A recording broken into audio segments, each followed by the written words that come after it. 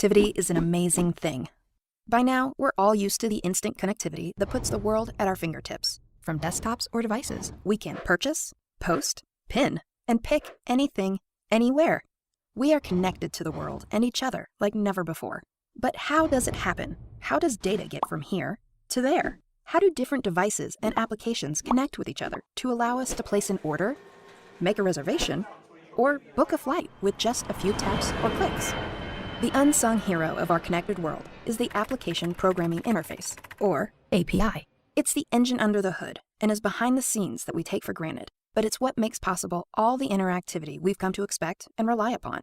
But exactly what is an API? It's a question everyone asks. Okay, not really, but we're glad you did.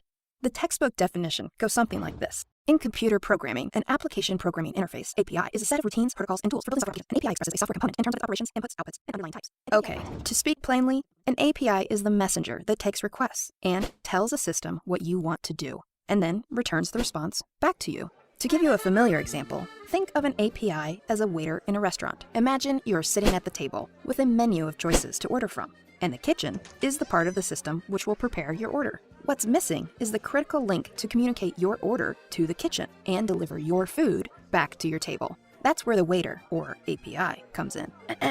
The waiter is the messenger that takes your request or order and tells the system, in this case the kitchen, what to do, and then delivers the response back to you, in this case, food.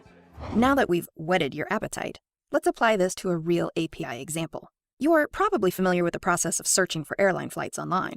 Just like at a restaurant, you have a menu of options to choose from. A drop-down menu in this case. You choose a departure city and date, a return city and date, cabin class, and other variables. In order to book your flight, you interact with the airline's website to access the airline's database to see if any seats are available on those dates and what the cost might be based on certain variables. But what if you're not using the airline's website, which has direct access to the information? What if you are using an online travel service that aggregates information from many different airlines? The travel service interacts with the airline's API.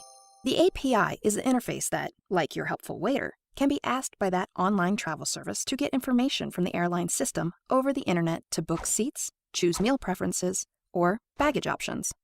It also then takes the airline's response to your request and delivers it right back to the online travel service, which then shows it to you. So now you can see that it's APIs that make it possible for us all to use travel sites. The same goes for all interactions between applications, data, and devices. They all have APIs that allow computers to operate them, and that's what ultimately creates connectivity. So whenever you think of an API, just think of it as your waiter running back and forth between applications, databases, and devices to deliver data and create the connectivity that puts the world at our fingertips. And whenever you think of creating an API, think